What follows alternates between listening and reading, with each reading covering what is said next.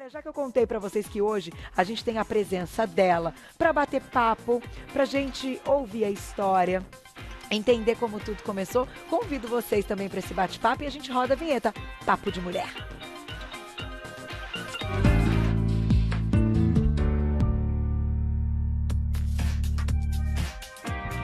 Cheia de talento e de história, apresento a vocês ela, que quer ser chamada de cozinheira, adoro isso. E ex-participante do MasterChef Brasil 2019, Juliana Nicole. Bem-vinda! Que demais! Você tá bem? Tô. Que delícia estar aqui hoje. Nossa, gente que amou, as meninas são super fãs do seu trabalho. Uma delícia. Te seguem, eu também, eu acho muito legal poder aprender com vocês. E você tem uma história diferente, uma história de batalha tão legal. E quando a gente tá ali, gente, assistindo, por exemplo, um MasterChef, que hoje é um programa de sucesso, enfim, a gente analisa o que vocês estão preparando, a receita, ou se tá dando certo, vocês estão cumprindo o que tem que cumprir. E no fundo, a gente não sabe das histórias individuais. É muito diferente, né? Não é? É muito diferente. Eu queria que você contasse até. A televisão, ela não mostra a realidade do ser humano, né? Eu costumo dizer que qualquer programa de TV não conta 1% do que a gente é. É verdade. Então... Não, aqui a gente conta. Ah, que bom. aqui é de verdade. Eu venho, na verdade, de uma história de muita coisa que aconteceu. As pessoas até me perguntam, Juliana, quantos você tem, né? Porque já passei por algumas coisas. E aí a cozinha, ela entrou na minha vida como hobby, né? Eu sou enfermeira de formação, eu administrava um hospital, então eu tinha um volume de pacientes e um volume de funcionários, né? Porque eu já estava na área administrativa há um tempo. E aí eu larguei tudo depois do programa para estudar gastronomia e cozinhar e virar a vida. E hoje você trabalha, né? Sim. Na escola também que você estuda, né? Sim, hoje eu faço legal. Le Cordon Bleu aqui em São Paulo, né? Que é uma escola renomada, mundial, né?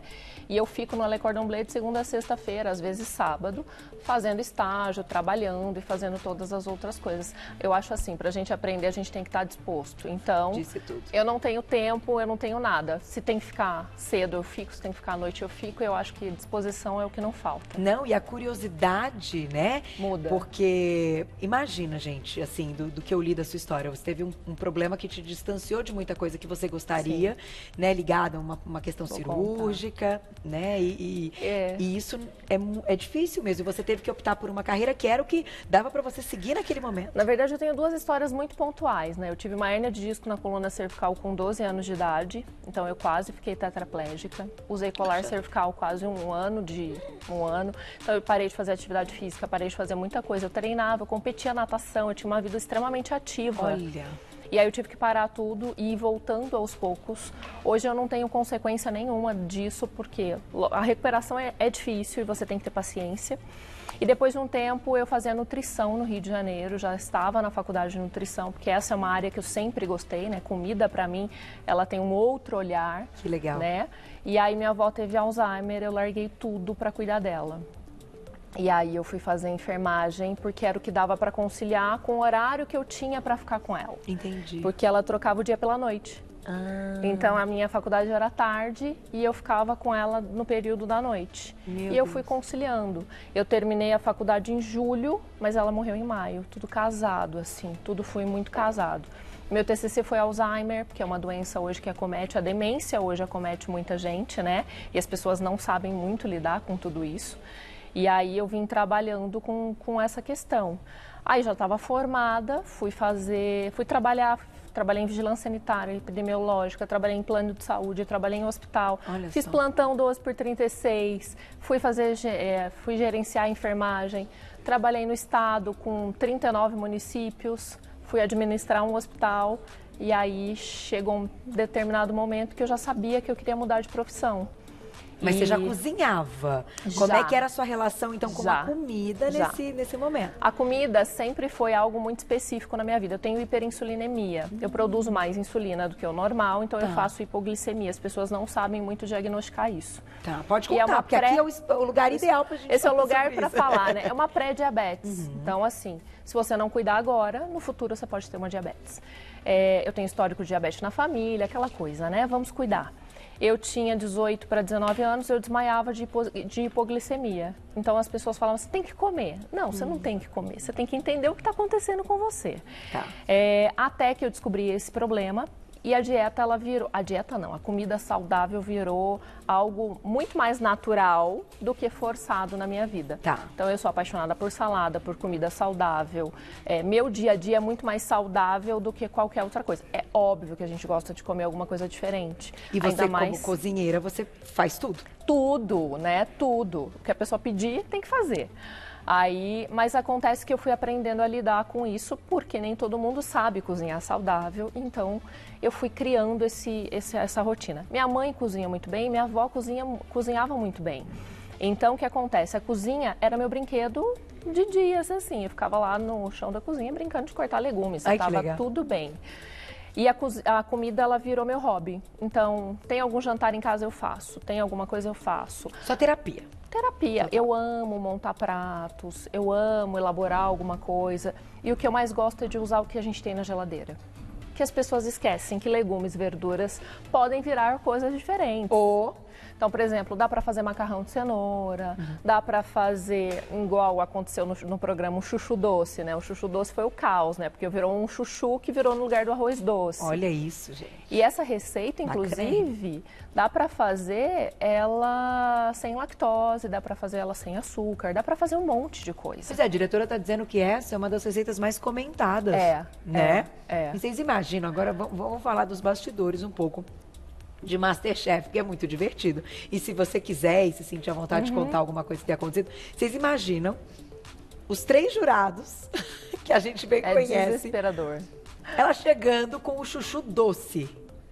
Me conta como é que foi isso. Na verdade, o mais engraçado é que essa prova, a hora que a gente chegou, era uma prova de eliminação. Na hora que a gente chegou, que eu vi que era legume, que eu vi que era o chuchu, meu coração fez até assim. Eu falei, eu não sei o que eu vou fazer, mas alguma coisa vai acontecer com esse chuchu. É o chuchu. Eu adoro chuchu. E aí, eu tinha visto, e eu vou contar de onde vem, porque pouca gente sabe, uma receita de arroz doce do Olivier Anquier. Nossa! Que é uma receita que vai cardamomo, que é uma receita que vai especiarias. Eu falei, de duas uma, ou é isto, e eu não tenho outra opção. Eu até tinha pego uma batata doce para fazer uma trufa, alguma coisa. E aí eu comecei, quando eu comecei, eu falei, não, vou no chuchu e seja o que Deus quiser. E aí eu comecei a fazer a receita e era engraçado que os jurados falavam, eles estavam logo na minha frente, eles falavam assim, se essa receita der errado, Juliana, vai embora. Porque não tinha, ou dava muito certo ou dava muito errado. E eu também não sabia se ia dar certo, porque foi ali naquele momento. Veio uma referência e você falou, eu preciso arriscar. Vai, né? E aí, quando eu experimentei, e que estava muito bom com textura de arroz, eu falei assim, é isso. E aí eu inventei, isso foi inventado na hora, um chuchu com limão e açúcar, que era diferente, completamente diferente da sobremesa, que era com especiaria, que era com cardamomo, que tinha leite, que tinha uma série de outras coisas. A hora que ela estava gelada, que eu coloquei, que terminou, eu falei, tem que ser, e pronto, acabou.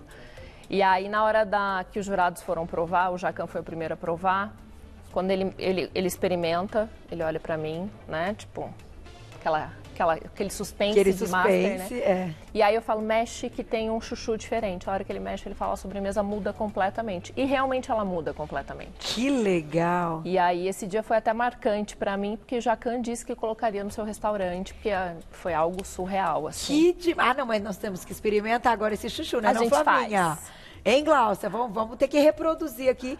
Dá pra trocar por xilitol, essas coisas? Super dá. Xilitol, leite de castanhas, então. Eu já fiz. Que legal, dá pra fazer ele completamente diferente do que a receita que eu fiz no programa. E aí, assim, dá pra fazer com leite de amêndoas, leite de castanhas, dá pra fazer com xilitol e dá pra fazer, ó, N coisas. Fechamos, então. Já temos a próxima receita dela, porque daqui a pouquinho aquela mousse de maracujá, minha amiga, vai estourar, vai ser sucesso também. Delícia. Vai ficar mais uma marca pra você. Agora, vamos falar de uma coisa interessante nessa área. E você que, então, é uma pessoa que ao longo da vida foi sendo preparada para algumas situações. Quando você se depara com uma competição como a do MasterChef, eu acredito que você tenha também ficado entre, né, as finalistas e marcada mesmo, até pelo seu preparo emocional. Sim. Vamos falar disso? Como é que é essa parte? Porque, gente, tem o tempo. Amei. Não tem coisa, né, mais assim, angustiante. Eu amei a pergunta porque, assim, as pessoas, quando você está num ato de competição, elas esquecem... Aliás, quando você está num programa de televisão como o MasterChef, elas esquecem que é uma competição e que tem um prêmio e que no final só uma pessoa ganha. É isso. Né? Não existe essa coisa assim, ai, então... Amiga. Né? Não é que todo mundo vira amigo com toda a certeza do mundo, fora do programa, mas dentro do programa é uma competição. Eu trabalho na área da saúde, trabalhei na área da saúde há muito tempo e eu costumo dar um exemplo. Eu falava para a pessoa, para a família que um paciente morreu agora, mas eu virava as costas e olhava para uma mãe e falava que o bebê nasceu e que estava tudo bem. Como que você caminha por essas esses dois mundos muito diferentes, que é a tristeza e a felicidade ao mesmo tempo, sem poder demonstrar sentimento, né? Porque você acaba trazendo uma outra coisa ali. Eu dava aviso de paciente que estava com uma doença grave, então assim, isso vai de outro que vai ter alta. De outro que vai ter alta e que foi curado por alguma coisa super importante. Então a profissão ela vai te moldando no decorrer do tempo e as pessoas achavam que eu não tinha sentimento, não é isso. Eu tenho, mas eu não demonstro para determinadas coisas. Gente, isso é preparo. Preparo emocional é necessário, principalmente quando você trabalha com esse meio. E na televisão, você tem que ter preparo emocional. Numa competição, você tem que preparar a mente para saber que hoje está ruim, mas amanhã você tem que fazer algo muito melhor. E aí, você tem que trabalhar a sua cabeça para voltar no dia seguinte, ou na prova seguinte, ou em qualquer que seja o momento, outra pessoa focada e bem. Então, assim, tive uma prova agora, fui mal, a exemplo de Master, fui mal, eu tenho que estar bem daqui a meia hora.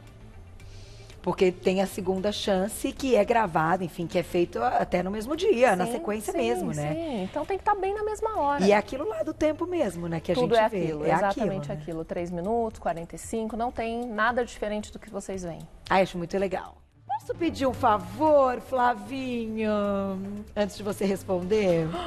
Que tal se você pegasse um potinho ali da nossa mousse pra eu queimar uma largada, diretor? O que você acha? Eu ali olhei pra ela olhou pra mim. Né, Ju? Pode escolher. Diretora disse já, sim, hoje é sexta-feira. Hoje pode. Hoje pode. Daqui a pouco chega a minha mousse e você, então, vamos responder a perguntinha da Cláudia, se você recebeu críticas. Muitas. Mas muitas. Não tem como, né? Mas muitas. Rede social é uma coisa. Rede social, ou você aprende a lidar com ela, ou ela acaba com você. Eu posso falar isso por experiência própria. Verdade. Teve um dia que eu tive que apagar uma foto porque eu recebi 3.000 comentários me xingando. Assim, foto postada, 3.000 pessoas acabando comigo. E em que sentido? Como que você se sentiu, assim, nessa questão do acabar mesmo, vamos dizer dessa forma, com você? As pessoas, elas veem uma competição, seja ela de que forma, do jeito que seja, elas não veem aquilo como competição. Elas acham que, por exemplo, você se escolher para subir para o mezanino e não escolher uma outra pessoa, isso é egoísmo, isso não é proteção, por exemplo. Tá. Você escolher o companheiro para ir para uma prova e, dependendo da situação, você está sendo ruim. E uma série de coisas. Tá. Às vezes, comentários. A gente sabe que programa de televisão é uma coisa complexa. Às vezes, você fala uma frase toda, não passa a frase toda. Tem uma série de questões. Edições, não é? Mas, tudo que a gente fala é mostrado. Lógico que dentro de um contexto, dentro de uma condição. A gente está de microfone o tempo todo, né? Então, não é tão simples assim. A gente esquece que a gente está de microfone. Tem uma série de questões. O fato é que as pessoas me viam como vilã do programa. Entendi. Mas você acha que a edição fez isso? Não acho. Eu acho que é o olhar do ser humano que não tenta entender que atrás da câmera tem uma pessoa, né? Que atrás de uma competição existe uma pessoa que tem família, que tem vidas fora dali, uma série de coisas. Que tem coração. Eu recebi comentários e directs assim, gostaria que você morresse. Meu Deus. Gostaria que você batesse o carro e morresse. As pessoas não têm noção de mais nada, né? Antes de tudo, é uma foto. O que é isso? Que nível chegamos no mundo, né? Eu fiz alguns comentários no Instagram, que é a minha rede oficial, que eu acabo falando muito mais por ali. E aí usei alguns exemplos. Que delícia. Mentira. É muito bom, né? Não tem leite condensado. Não. Aguardem. E aí eu usei alguns exemplos, porque assim, gente, a gente tem que começar a parar de julgar o outro. Se o outro é gordo, se o outro é magro, se o outro é feio, se o outro é bonito, se o outro tem cabelo rosa, se o outro tem cabelo preto. A gente tem que parar com essa mania que a gente tem, inclusive assim, mas aquela pessoa isso, mas aquela pessoa aquilo. A gente precisa parar com isso. As pessoas não têm nada a ver com isso, é o que eu falo. Ninguém paga conta de ninguém, ninguém sabe o que acontece no valendo. Exatamente. Né? O valendo é o valendo. Agora, eu vou fazer uma perguntinha do público. Isso aqui tá maravilhoso, tá? Flavinha, meu Deus do céu, Jesus Maria José. Coisa boa. Já colocou aí? Então tá, vamos colocar do Mário, depois eu emendo a minha. Um beijo pra você, Mário. Houve estratégia quando você combinou com o Stefano de fazer doce e depois mudar para salgado? Um beijo pro Stefano, querido, que também já esteve aqui na TV Gazeta muito com a gente, né? Ele participava do Mulheres. Ele é um fofo. E é um querido, eu sei que ele é meu seguidor, enfim, um beijo pro Stefano. E aí? Não houve estratégia. O que acontece é que lá a gente começou a combinar, a gente nem imaginava quais seriam as duplas. E aí a gente ficou brincando durante o programa inteiro. Vamos, não vamos, vamos, não vamos. Só que assim, qualquer pessoa podia me chamar ou qualquer pessoa podia chamar ele, né? Entendi. Quando aconteceu de descer, antes da gente entrar no estúdio, eu falei, Stefano, não tem condição de fazer doce com você. E não tem, a pessoa é o rei do doce. Que jeito que eu arrisco fazer um doce com uma pessoa que faz doce todos os dias? Você foi honesta, você foi sincera. Com ele, sim, mas foi isso off-câmera, a gente estava brincando lá fora e tal. Quando entrou e que aconteceu da gente estar junto, eu olhei pra ele faz o que você quiser, porque aquilo é um jogo, gente, é muito complexo. Como é que eu faço doce com uma pessoa que é expert em doce? Ele é expert mesmo, gente, porque aqui já tem umas coisas que, olha, vocês sabem que eu não como doce, mas do Stefano de vez em quando já provei várias vezes aqui. Não, ele é incrível, ele fala a receita como se estivesse declamando algo natural. Para ele é natural a receita. E confeitaria, para quem não sabe, é peso, é medida. Então é 30 gramas disso, 100 gramas daquilo. É exatamente isso. Então assim, eu não tenho isso de cabeça. Até porque minha cozinha é a cozinha salgada, muito mais do que a cozinha doce. A doce, eu arrisco muita coisa hoje e eu uso muita coisa na linha fit porque é o que eu gosto. E eu amo doce. E que você precisa também para sua saúde. Para me controlar em uma série de coisas. Mas não houve estratégia. Muito pelo contrário. Mas você acredita, assim, que era a pergunta que eu ia te fazer, que algumas dessas circunstâncias e coisas que aconteceram e que você já contou pra gente no início, por isso que eu comecei a entrevista com aquele início, agora vocês estão entendendo, para chegar nessa parte, vem muito desse seu preparo que poucas pessoas têm, e quando a gente assiste e analisa, se a gente não tem o preparo de alguma coisa, como é que a gente enxerga o preparo do outro? Fala pra mim. Não tem. Então fica parecendo que é algo que não é legal. Parece que é algo arrogante. A palavra é essa, porque as pessoas às vezes me encontram e falam assim, você é arrogante. Aí eu falo, não, eu não sou essa pessoa. E acaba que depois na conversa a pessoa acaba entendendo. Sim, parece, porque assim, eu costumo dizer que eu fui muito precoce em tudo. Né? Eu fui precoce nos 12 anos, que eu não podia brincar enquanto todo mundo podia. Eu fui precoce quando eu fiz mais de 6 cirurgias no decorrer da minha vida. Eu fui precoce enquanto trabalho. Eu fui precoce durante muita coisa. Então, assim, eu estava na área administrativa com 400 funcionários com 30 anos. Então, assim, hoje é comum, mas já não era tanto, né? E você é super jovem, uma menina. Sim, uma menina mais ou menos. Né? Não, que essas peles não me enganam, menina. Mas eu sempre fui muito preparada psicologicamente para tudo que tá ali, né? Então, eu encontrei uma pessoa outro dia num evento que eu tava fazendo, a pessoa falou assim para mim, você é muito arrogante, parece que você sabe tudo. Aí eu peguei, olhei pra ele e falei assim, não é isto. É que na hora que você me der um desafio, eu vou fazer de tudo para entregá-lo, mesmo que eu não saiba. Então, assim, na enfermagem a gente aprende que se não tem uma grade para você fazer uma punção no paciente, se não tem o material, você vai adaptar e você vai fazer. Aonde você estiver. Independente de onde você estiver. Então, isso faz com que na vida seja adaptável. Então, uma coisa que eu sempre falo, por exemplo, eu faço minha maquiagem, eu faço meu cabelo, eu faço minha unha, eu costuro, eu pinto, eu bordo, eu cozinho. Então, assim, tudo que a minha mãe lá atrás me ensinou, meus pais, minha família, eu uso hoje. Mas eu uso para outras coisas também, inclusive para essa questão. Ah, não tem um prato assim, assim, assado, não sei fazer, eu vou perguntar pro outro, vou imaginar, vou tentar e vou tentar sair do problema de alguma forma. Eu te entendo perfeitamente, é diferente não, então parece que sabe tudo, mas sabe. Por que as pessoas não podem saber? Todo mundo por que pode. Todo mundo pode. É que eu acho que hoje a gente está num momento tão complicado do mundo e da vida que a análise, ela é tão superficial e ela é tão assim, sem argumentos, por que ela não pode saber cozinhar, saber fazer a maquiagem, saber costurar? Eu costumo dizer que a gente tem uma vida, né? Até onde a gente sabe, a gente tem uma vida, mas assim, a gente tem por obrigação fazer tudo muito bem feito. Pois é. Por que a mulher bonita não pode ser competente? Gente, por que a mulher não pode dirigir bem carro? É isso, entendeu? Eu tô aqui falando besteira, mas é isso. Eu estudo muito, sabe? Minha rotina é assim, quando eu saí do Master, que eu falei, eu quero cozinhar, eu fui estudar. Eu não fui fazer outra coisa. Eu fui para a escola, eu fui atrás de conhecimento. É isso. Eu não era cozinheira, eu cozinhava na minha casa amadoramente, mas assim, eu não sabia metade das coisas que o programa mostrava.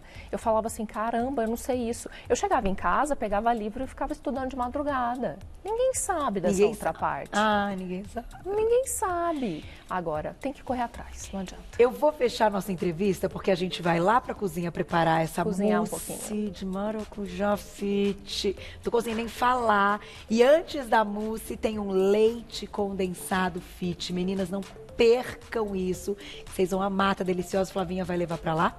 Eu vou fechar Combinado. dizendo uma coisa. Que coisa, que sempre aparecem convidados assim, pra eu fechar com coisas que eu já venho dizendo, que tudo mais. Não é sorte. Não se esqueçam disso. Não é sorte. Até para ter sorte, você tem que correr atrás. Muito. Tchau.